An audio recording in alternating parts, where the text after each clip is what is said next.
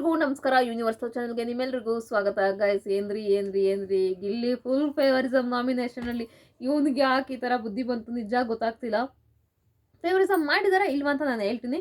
Big boss ಅವ್ರು ಕೂಡ ನಾಮಿನೇಷನಲ್ಲಿ I drama Gilli favouritism ಮಾಡೋದನ್ನ ಕಾವ್ಯಂಗೆ ಅಂತಲೇ ಹೇಳಿದ್ದಾರೆ. ಸೊ ನಾನು ಇದ್ರ ಬಗ್ಗೆ ಫೇವರಿಸಮ್ ಮಾಡಿದಾನ ಇಲ್ವಾ ಅಂತ ನಾನು ಹೇಳ್ತಾ ಹೋಗ್ತೀನಿ. ಬನ್ನಿ, ಮೊದಲಿಗೆ ನಾಮಿನೇಷನ್ ಯಾವ ಥರ ನಡೀತಿದೆ ಅಂತ ಹೇಳ್ಬಿಡ್ತೀನಿ. ಗಿಲ್ಲಿ 4 ಜನ ಚೂಸ್ ಮಾಡ್ತಾನೆ. ಬಾವುಟ ಇಟ್ಟಿರ್ತಾರೆ, ಮುಂದೆ ಒಂದು ಚೌಕಾಕಾರ ಹಾಕಿರ್ತಾರೆ, ಅದ್ರಲ್ಲಿ 4 ಜನ ಹೋಗಿ ನಿಂತ್ಕೋಬೇಕು. ಗಿಲ್ಲಿ ಚೂಸ್ ಮಾಡೋರು. ಅಲ್ಲಿ ಬಜಾರ್ ಆಗುತ್ತೆ. ಬಜಾರ್ ಆಗಿದ ತಕ್ಷಣ ಯಾರು ಹೋಗಿ ಫಾಸ್ಟಾಗಿ ಬಾವುಟ ಎತ್ಕೊಳ್ತಾರೋ ಅವರು ನಾಮಿನೇಷನ್ ಮಾಡ್ಬೋದು. ಅಂದರೆ ನಾಮಿನೇಷನ್ ಅಂದರೆ ಅವ್ರಿಬ್ರನ್ನ ಕರಿತಾಳಷ್ಟೇ, ಬಟ್ ಅವ್ರನ್ನೂ ಯಾಕೆ ಅವ್ರು ಡಿಸರ್ವ್ ಮಾಡಲ್ಲ ಈ ಮನೇಲಿ ಇರೋದಕ್ಕೆ ಅಂತ. ಈಗ ರಕ್ಷಿತ ಹೋಗಿ ಎತ್ಕೊಂಡ್ಲು ಬಾವುಟ ಅಂದ್ಕೊಳ್ಳಿ, ಇಬ್ಬರನ್ನ ಅವಳು ಸೆಲೆಕ್ಟ್ ಮಾಡ್ತಾಳೆ, ನಾನು ಇವರಿಬ್ರು ನಾಮಿನೇಟ್ ಮಾಡ್ತೀನಿ ಅಂತ. ಅವರಿಬ್ಬರಲ್ಲಿ ಅವಳು ಹೇಳ್ತಾಳೆ ಇವರಿಬ್ರನ್ನ ಯಾಕೆ ನಾಮಿನೇಟ್ ಮಾಡ್ತೀನಿ ಅಂತ. ಅವ್ರು ಅದಕ್ಕೆ ವಾದ ವಿವಾದ ಮಾಡಬೇಕಾಗುತ್ತೆ. ನಾನು ಈಗ ಇರೋದಕ್ಕೆ ಈ ಮನೇಲಿ ಹೆಂಗೆ ಡಿಸರ್ವ್ ಅಂತ ಅವರು ವಾದ ವಿವಾದ ಮಾಡಬೇಕಾಗುತ್ತೆ. ಅದನ್ನು ಗಿಲ್ಲಿ ಯಾರ್ದು ವಾದ ಸರಿ ಯಾರ್ದು ತಪ್ಪು ಅಂದರೆ ತಪ್ಪು ಅಂತಲ್ಲ, ಯಾರ್ದು ಡಿಸರ್ವ್ ಮಾಡ್ತಾರೆ ಕಡಿಮೆ ಇವ್ರು ವಾದ ವಿವಾದಲ್ಲಿ ಅಂತ ಯೋಚನೆ ಮಾಡಿ ನಾಮಿನೇಷನ್ ಮಾಡಬೇಕಾಗುತ್ತೆ. ಇಲ್ಲೊಟ್ಟು ಕಾವ್ಯಂಗೆ ಗಿಲ್ಲಿ ಕೊಟ್ಟಿರೋ ಚಾನ್ಸ್ ಇದೆಯಲ್ಲ ಬಾವುಟ ಎತ್ಕೊಳ್ಳೋದಕ್ಕೆ, ಹೇಳೋಕ್ಕಾಗೋದಿಲ್ಲ. ಬೇರೆ ಯಾರಿಗೂ ಅಷ್ಟೊಂದು ಚಾನ್ಸ್ ಕೊಟ್ಟೇ ಇಲ್ಲ. ಬಟ್ ಯಾಕೆ ಅಂತಲೂ ಕೂಡ ಗೊತ್ತಿಲ್ಲ. ನೋಡೋಣ, ಇದು ಗಿಲ್ಲಿನೇ ಕೊಟ್ಟಿರೋ ಚಾನ್ಸ್ ಅಥವಾ ಬಿಗ್ ಬಾಸ್ ಅವ್ರು ಹೇಳಿದ್ರ ಅಂತ ನನಗೆ ಗೊತ್ತಿಲ್ಲ. ಇದು ಕನ್ಫರ್ಮ್ ಇಲ್ಲ. 100% ನನಗನ್ಸುತ್ತೆ ಗಿಲ್ಲಿ ಚೂಸ್ ಮಾಡೋದಂತ. ಮೋಸ್ಟ್ಲಿ ಕಾವ್ಯನ ಎಷ್ಟು ಸಲ ಬಾವುಟ ಎತ್ಕೊಳ್ಳೋಕೆ ಬಿಟ್ಟಿದ್ದಾರೆ ಅಂದರೆ ಮೋಸ್ಟ್ಲಿ ಗಿಲ್ಲಿನೇ ಚೂಸ್ ಮಾಡಿರ್ತಾರೆ ಅಂತ ನಾನು ಅಂದ್ಕೊಳ್ತೀನಿ. ಅದು ಎಪಿಸೋಡ್ ನೋಡಿದಾಗ ಗೊತ್ತಾಗುತ್ತೆ. ನೋಡೋಣ ಈಗ ಏನೇನಾಗಿದೆ ಅಂತ ಮೊದಲಿಗೆ ಹೇಳ್ತೀನಿ ಬನ್ನಿ. ಬಿಗ್ ಬಾಸ್ ಅವ್ರು ಹೇಳ್ತಾರೆ ಬಾವುಟ ಮೊದಲಿಗೆ ಹೋಗಿ ಬಾವುಟ ಎತ್ಕೊಳ್ಳೋರು ನಾಮಿನೇಷನ್ ಮಾಡಬೇಕಾಗುತ್ತೆ ಇಬ್ಬರನ್ನ. ಆ ವಾದ ವಿವಾದಗಳನ್ನೆಲ್ಲ ಕೇಳ್ಕೊಂಡ್ಮೇಲೆ ಗಿಲ್ಲಿ ಯಾರು ನಾಮಿನೇಟ್ ಆಗಬೇಕಂತ ಇದನ್ನ ಹೊಡಿಬೇಕಾಗುತ್ತೆ, ಫೋಟೋ ಹೊಡಿಬೇಕಾಗುತ್ತೆ ಅಂತ ಬಿಗ್ ಬಾಸ್ ಅವ್ರು ಹೇಳ್ತಾರೆ.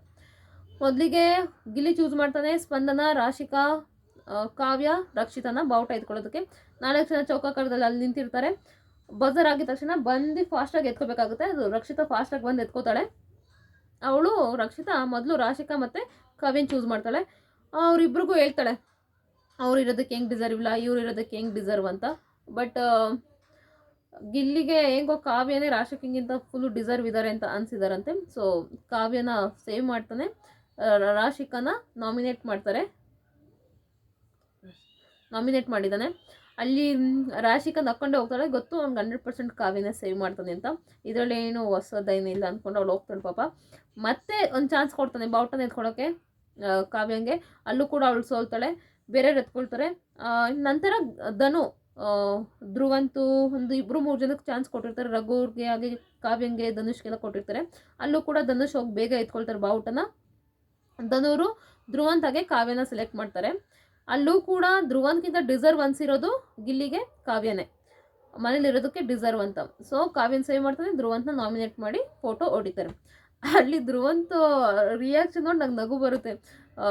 ಇವನ್ನ ಗಿಲ್ಲಿ ಮುಖ ನೋಡ್ಕೊಂಡೋಗಿ ನಾಮಿನೇಟ್ ಮಾಡಿ ಹಿಂಗೆ ನೋಡ್ಕೊಂಡು ಹೋಗ್ತಾನೆ. ಸೊ ಪಾಪ ಅವ್ನಿಗೆ ಈಗ ಮಾತಾಡೋಕ್ಕಾಗಲ್ಲ. ಎಲ್ಲಿ ನಾನು ಏನಾರು ಒಂದು ಮಾತಾಡಿದ್ರೆ ಏನಾರ ಟಾಂಗ್ ಕೊಟ್ಬಿಡ್ತಾನೆ ಹಿಂದಿರಿಕೊಂಡು, ಅಥವಾ ಏನಾರ ಅಂದ್ಬಿಡ್ತಾನೆ, ಏಳಿಸ್ಬಿಡ್ತಾನೆ ಅನ್ನೋ ನನ್ನ ಭಯಕ್ಕೆ ತುಂಬ ಜನ ಅವ್ನ ವಿರುದ್ಧವಾಗಿ ಮಾತಾಡೋದೇ ಇಲ್ಲ. ಅಶ್ವಿನಿ ಅವ್ರನ್ನ ಬಿಟ್ಟರೆ ಅವ್ನ ವಿರುದ್ಧವಾಗಿ ಮಾತಾಡೋರು ಯಾರೂ ಇಲ್ಲ. ಸೊ ಇಷ್ಟ ಆಗಿದೆ ಈಗ ಬಿಗ್ ಬಾಸಲ್ಲಿ. ಇನ್ನೊಂದು ಚಾನ್ಸ್ ಕೊಟ್ಟಿದ್ದಾನೆ ಕಾವ್ಯಂಗೆ.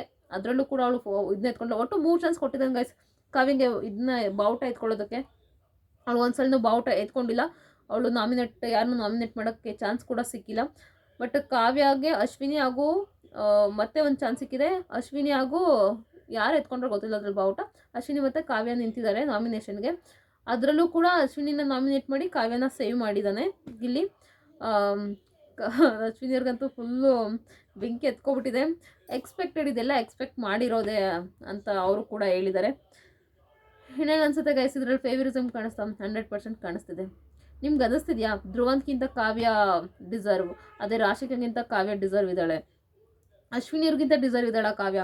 100% ಇಲ್ಲ. ಅಶ್ವಿನಿ ಕಾವ್ಯನ ಹೋಲಿಸ್ಕೊಂಡ್ರಂತೂ ಇಲ್ವೇ ಇಲ್ವಾ. ಅಶ್ವಿನಿ ಎಲ್ಲೋ ಬೇರೆನೇ ಇದ್ದಾರೆ. ಹೌದು ಕಾವ್ಯ ಮಾತಾಡಿದ್ದಾಳೆ ಇದರಲ್ಲಿ, ಗಿಲ್ಲಿನ್ಗೆ ಅಂತ ಸ್ಟ್ಯಾಂಡ್ ತೊಗೊಂಡಿರ್ಬೋದು, ಅವಳಿಗೂ ಸ್ಟ್ಯಾಂಡ್ ತೊಗೊಂಡಿರ್ಬೋದು. ಬಟ್ ಅಶ್ವಿನಿ ಅವ್ರು ಇಷ್ಟಿಲ್ಲ.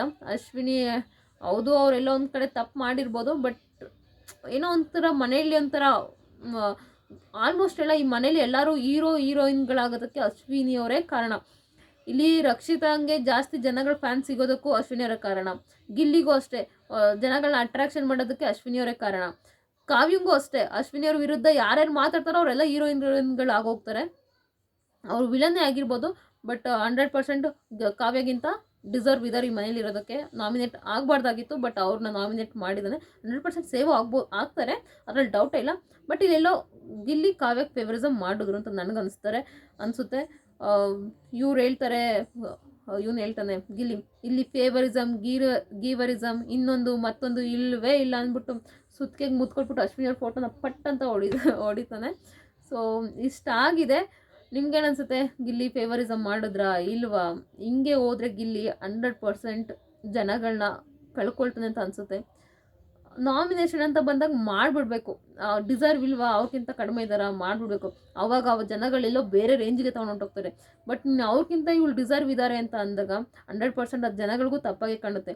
ನೀನು ಯಾಕೆ ಕಾವು ಅಂದ್ಕೊಂಡು ಅವಳಿಗೆ ನೀನು ಸರಿ ಅಲ್ಲ ಅನ್ಸಿದಾಗ 100% ಅವಳು ನಾಮಿನೇಟ್ ನೀನನ್ನು ಮಾಡಿದಾಳೆ ಅಂದಾಗ ನೀನು ಅಷ್ಟೇ ಅವ್ರಿಗಿಂತ ಅವಳು ಡಿಸರ್ವ್ ಇಲ್ಲ ಅಂದಾಗ ನಾಮಿನೇಟ್ ಮಾಡೋದ್ರಲ್ಲಿ ತಪ್ಪೇ ಇಲ್ಲ ಅಂತ ನನಗನ್ಸುತ್ತೆ ಗೈಸ್. ನಿಮ್ಗೇನು ಅನ್ಸುತ್ತೆ ಇದ್ರ ಬಗ್ಗೆ ಅಂತ ದಯವಿಟ್ಟು ಕಮೆಂಟ್ ಬಾಕ್ಸಲ್ಲಿ ಕಮೆಂಟ್ ಮಾಡಿ. ಪೂರ್ತಿ ವಿಡಿಯೋ ನೋಡೋದಕ್ಕಾಗಿ ಧನ್ಯವಾದಗಳು. ಅದೇ ರೀತಿ ಇನ್ನೊಂದು ಹೇಳ್ತೀನಿ, ಇಲ್ಲಿ ಗಿಲ್ಲಿ ರಕ್ಷಿತನ ಕುಗ್ಸೋಕ್ಕೆ ತುಂಬ ಟ್ರೈ ಮಾಡ್ತಿದ್ದಾನೆ.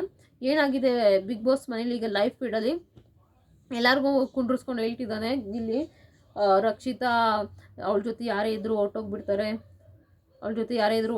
ನೋಡು ಅವ್ಳಿಗೆ ಹೆಂಗೆ ಗೊತ್ತಿರುತ್ತೆ. ರಾಶಿಕಂಗೆ ಹೇಳ್ತಿದ್ದ, ಸೂರಜ್ನ ಹೋಗಿ ಬಾತ್ರೂಮಲ್ಲಿ ತಪ್ಕೊಂಡು ಅಳ್ತಿರ್ತಾಳೆ, ನೋಡು ಅವ್ನು ಹೊಂಟೆ ಹೋದ. ಮತ್ತೆ ಮಾಳನ್ನ ಹೋಗಿ ತಪ್ಕೊಂಡು ಅಳ್ತಿರ್ತಾಳೆ, ಹೊಂಟು ಹೋದ. ಅವಳಿಗೂ ಆಮೇಲೆ ಬಂದು ರಕ್ಷಿತಂಗೂ ಹೇಳ್ತಾನೆ, ನೋಡು ನಿನ್ನ ಜೊತೆಲಿದ್ದರಲ್ಲಿ ಹೆಂಗೆ ಹೊಂಟೋಯ್ತಾರೆ ಹಾಗೆ ಹೀಗೆ ಅಂತ ಹೇಳ್ತಿರ್ತಾನೆ. ಆಗ ರಕ್ಷಿತ ಹೇಳ್ತಾಳೆ ಅದೆಲ್ಲ ಕೋಇನ್ಸಿಡೆನ್ಸ್ ಅಂತ. ಅವಳು ಹೇಳ್ತಾಳೆ ಕೋಇನ್ಸಿಡೆನ್ಸ್ ಎಲ್ಲ ನಿನಗೆಲ್ಲ ಗೊತ್ತಿರುತ್ತೆ. ಪಾಪ ಅವಳಿಗೆ ಹೆಂಗೆ ಗೊತ್ತಿರುತ್ತೆ ಗೈಸ್, ಹಂಗಂತ ಹೇಳ್ತಾ ಇರ್ತಾನೆ. ಬಟ್ ಈಗ ಅವನಿಗೂ ಅನಿಸಿದೆ ಇವಳು ನನಗೆ ಸ್ಟ್ರಾಂಗ್ ಕಾಂಪಿಟೇಟರ್ ಅಂತ ರಕ್ಷಿತಾ.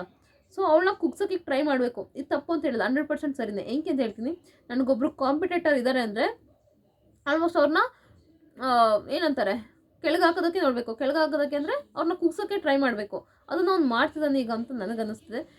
ಇದ್ರ ಬಗ್ಗೆ ನಿಮ್ಮ ಅಭಿಪ್ರಾಯ ಏನು ಅಂತ ದಯವಿಟ್ಟು ಕಮೆಂಟ್ ಬಾಕ್ಸಲ್ಲಿ ಕಮೆಂಟ್ ಮಾಡಿ. ಪೂರ್ತಿ ವಿಡಿಯೋ ನೋಡೋದಕ್ಕಾಗಿ ಧನ್ಯವಾದಗಳು. Thank you so much.